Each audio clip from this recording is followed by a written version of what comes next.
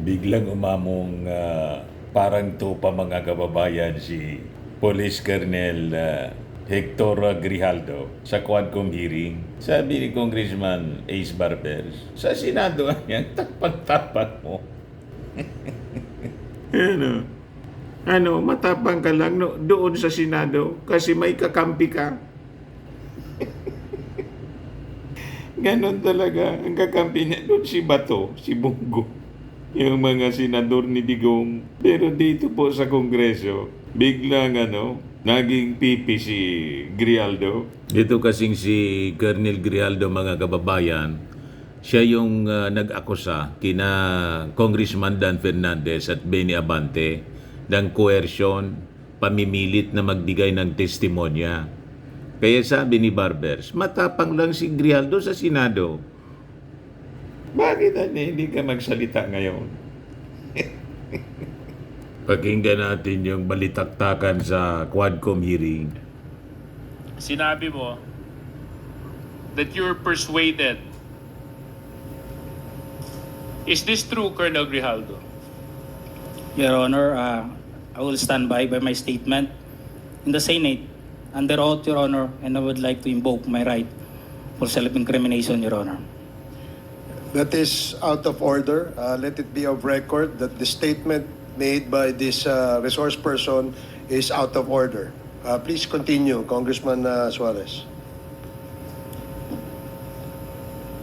Number 17, sinabi nyo dito, I then respectfully told Congressman Dan Fernandez that anyone can debunk my statement if I confirm the testimony of Colonel Garma about DDS in 1999.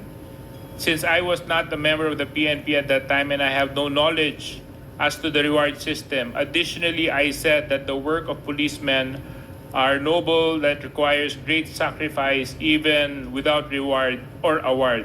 It is our moral obligation and a call of duty to serve our country and our people. If I may continue, Colonel Grijaldo. At sinabi mo, Congressman Dan asked me, Colonel Garma, anong masabi mo sa kanya tungkol kay Barayuga? I politely told him I cannot comment on the case when I respectfully answered him, Sir, mahirap yan. Kasama kami sa nag-iimbestiga at hindi ko alam kung anong kinalaman niya at may investigasyon din kami, baka may incriminate ako, sir. Tama po ba ito, Colonel Grijaldo? Your Honor, Yes or no lang po, ah. I will stand by my statement in the Senate under oath, Your Honor, and I would like to invoke Mr. my Chair, right again. for self-incrimination, Mr. Your Chair. Honor. Again, the resource person is out of order, Mr. and Chair. let it be of record that he is continuously disrespecting this committee by refusing to answer appropriately to the questions propounded by the member. Alam mo, Colonel, if I may, DSJJ, binibigyan ka namin ng pagkakataon dito eh. Nung nasa Senado ka, ang tapang-tapang mo eh. Bakit dito ay mo magtapang ka rito? Ipakita mo yung the same candor, the same tapang na pinakita mo doon. Di ba? Bakit hindi mo gawin yan dito ngayon? Nagtatago ka sa likod ng right against self-incrimination eh. Tinatanong sa'yo, relevant question. Napiko na si Matapang ka lang Barber. doon sa Senado kasi may kakampi ka. Dito ka magpakita ng tapang mo. Hindi yung nandoon ka lang. Alam mo, ang mahirap kasi sa'yo, gusto lang nating malaman ang katotohanan sa likod nito. Ang dami mo ng ginawa eh. Dinamay mo pa yung mga kasama na, hindi dahil sa kasama namin sila, kundi hindi tama ang nangyari at ginawa mo. You are trying to besmirch the reputation of this committee. Etong committee ito, hindi ito gawa-gawa lamang. Ito'y pinapayagan ng ating saligang batas. Ito'y pinapayagan at pinayagan ng 300 mahigit na membro ng Kongreso na kung saan ay merong mandato ng taong bayan. Kaya wag mong pastusin ito. Sinil Yung mo na tapang na mo, po. nawawala eh. Tawagin mo yung kakampi mo. Ang hirap, alam mo, ang Colonel, nag-imbento ka ng kwento. And then you speak about honor. And then you speak about the gospel of that was given to you by a priest, talking about honor, and which alam mo ba kung bakit mayroong honor? Pag hindi ka sinungaling, may honor ka. As simple as that. You're a police officer and you should have ang ano kasi, yun ang ano dito eh. Anyway, DSJJ, you can Well, continue. I totally understand the frustration of our chairman. In fact, it is the same place where I'm extracting my frustration from. No? Kasi nung Senate hearing, napanood ko yung binanggit mo, Colonel Grijaldo, at ako naman, hindi naman araw-araw, na tuwing magkakaroon ng Quadcom hearing, nandito ako. I make it a point I even come early. So, Colonel Grijaldo, you mentioned in your affidavit and even in the Senate hearing that you were coerced. Coerced by certain members of this committee. Totoo ba yun? Oo, hindi. Your Honor, I would like to invoke Oo, my rights. hindi. It's a simple yes or no. Sinungaling talaga. Mr. Chair. Yes or no? Sinight in contempt po, kulong. Yes or no? Yun lang po yun. Sabi mo, truth, di ba? Your Honor, Sabi I would mo, like to invoke my enlightenment, right di ba? to self-incrimination, Your Di ba Honor. sinabi mo, gospel truth, di ba?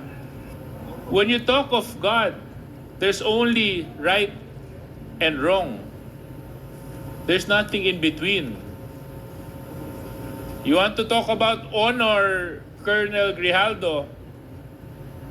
Kung gusto mo, Colonel Grijaldo, mag-usap tayo tungkol sa integridad ng isang tao, ang pagsabi ng katotohanan is the simplest way to show honor. Na hindi ka nagtatago at hindi ka nagsisinungaling. Kasi we're talking about serious issues here, Colonel Grijaldo. Isipin mo, mga EJK victims ang nandito. Libo-libong taong namatay nung panahon ng nakaraang administrasyon. Buhay ng Pilipino ang pinag-uusapan natin dito. So, Colonel Grijaldo, babalikan ko lang. Totoo ba? O hindi? Na merong pumilit sa iyo na magsalita na hindi naaayon sa katotohanan dito sa Quadcom. Your Honor, I would like to invoke my right for self-incrimination, Your Honor. Mr. Chair, point of order. What is the point of order, Congressman Ako? The resource person has not answered my question a while ago, and he's still invoking his right against self-incrimination, which is improper. Even Supreme Court decisions say so. You're just telling me your ignorance of the law. You cannot invoke your right against self-incrimination. Tell me if you have a criminal case against you regarding this issue. Galing ako sa serbisyo, iho, pero nakakahiya ka. Thank you, Mr. Chair. Pag ako na magtatanong, Thank you. sasagot ka. Dahil isasite kita in contempt again. Thank you, Congressman Sir Chair. Ako. Sir Chair, just a I'm quick surprised why he became an officer. Yes, just want to... Are you done, DSJJ? Just a last point lang, Mr. Chair, kay Oh. Colonel Grijaldo. Before Congressman Adjong, I know naman may good friend is very generous with his time. Colonel Grijaldo,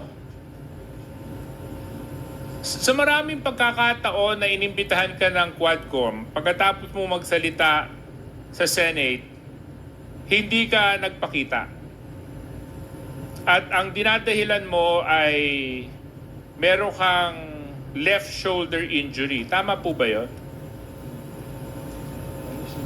Yes, Your Honor. Was that incriminating, Colonel Grijaldo? Was that answer to your shoulder incriminating? Hindi naman, di ba? Ang dinadahilan nyo, kaya hindi kayo nakakadalo dahil maya't maya po kayo ipinapasok sa Pasig Hospital dahil nag-undergo po kayo ng therapy sa inyong kaliwang balikat. Tama po ba yon, Colonel Grijaldo? I have my left shoulder operation, Your Honor. You have your... Left shoulder operation, Your Honor. So inopera din po kayo. Yes, Your Honor. Okay. O ngayon, yung inaakusa ni Grijaldo, si Dan Fernandez, saka si Abante po, nag-inhibit. Imbes na sila yung magtanong, nag-resource person sila. Kasi sila yung inaakusa po na nag-coerce sa kanya. Pakinggan natin yung sinasabi mga kababayan ni Dan Fernandez at saka ni Congressman Abante. After this mga kababayan, di na nakatiis si yan na nakatiis si Congressman Acop, si 19 content na si Grijaldo. Pakinggan po natin mga kababayan. Sir Chairman, di mo pa binabanggit yan. Kanina sinabi ko nga, after na tinanong na namin yung mga ilang provision dun sa paragraph niya, na alam ko na hindi naman tayo makakakuha ng magandang resulta dun sa confirmation ng betting. Sabi ko nga, naging light na lang yung usapan. Hindi ko na alam kung ano yung mga napag-usapan. At, but after that, umalis na ako. Tapos sumunod na si Congressman Benny. Pero dinagdag niya sa kanya. Mr. Chair, tama. Tama ho. Tama yung sinabi ni Chairman Dan na very cordial. Very light ang usapan namin. Parang nabibiroan pa kami dun eh. Nabanggit niya na siya mag-atanim na ng kamote. Hindi ba biro yun? Yung ba totoo ba yun na mag-atanim talaga siya ng kamote pagkatapos na mag-retire? Saka, in all due respect, Mr. Chair, if I may, Mr. Chair, may I be allowed to speak? Kasi, alam niyo po, napakasama naman po ng magiging action namin if we have done something like that without the prior approval of the members of the the chairman of the Quadcom. Never na ginawa po ng bawat isa sa atin yan na meron po tayong gagawing betting ay hindi nalalaman po ng ating pong mga kasamahan. And yung pong most especially kung yung pong coercion at harassment na kung gagawin po namin ay mapuput into jeopardy lahat ng ginawa po ng Quadcom. And hindi naman po kami ganun ka-bobo para gawin yung bagay na yon na alam namin na magkakaroon ng bad repercussion kung sakali na hindi mag-a-agree po si Colonel Grijaldo. And well, ako kasi medyo basically nasaktan po ako doon kasi nga I was expecting that Colonel Garma through sa mga lawyers niya na binanggit na hindi, si Colonel Grijaldo was my parang kasakasamahan na niya before and they were very close. And yung expectation mo na sasabihin niya doon na kino-confirm niya, then suddenly nawala. Kaya po ako medyo na-disappoint during that time. But of course, kasama yun, marami na tayong ganyang kausap na talagang afterwards hindi naman talaga na-confirm. But yun na nga, nagpapasalamat po ako sa committee na to na nabigyan po tayo ng pagkakataon para liwanagin tong issue na talagang nahirapan po tayo dahil sa hindi po pag-attend ni Colonel Grijaldo. Mr. Chair, sa totoo lang, kung siya nasaktan, si Congressman Dan Fernandez, ako naman na-offend sapagkat sa totohanan lang, nasa mukha ba namin na magko-coerce? Nasa mukha niya. Sa mukha. Nasa mukha ba ni Congressman Fernandez na mag-coerce? Ako, nasa mukha ko ba mag-coerce? Tignan niyo nga mga po yung mukha niya. O, compare po sa mukha namin. And the next statement is that I felt that they wanted to convince me to do what they wanted me to do. So, it was the feeling of Colonel Grijaldo na kinukumbinsi niyo siya na gawin yung gusto niyong ipagawa. That was his feeling. The intention may not be that. Hindi po ba tama, Colonel Grijaldo? I-invoke mo na naman yung right mo? Tama ba yung state mo? I felt that they wanted to convince me to do what they wanted me to do. I stand by my statement, Your Honor. Sagutin mo yung tanong ko. I would like to invoke my right. Mr. Chair. Your Honor. May I move that we cite Colonel Grijaldo in contempt for violation of Section 11, Paragraph C, refusal to answer relevant questions? So move, Mr. Chair. Second. There is a motion to cite in contempt Colonel Grijaldo for violating Section 11, Paragraph C of our Rules of Procedure governing inquiries in aid of legislation, and it was duly seconded. Are there any objections? Hearing none, the motion is approved.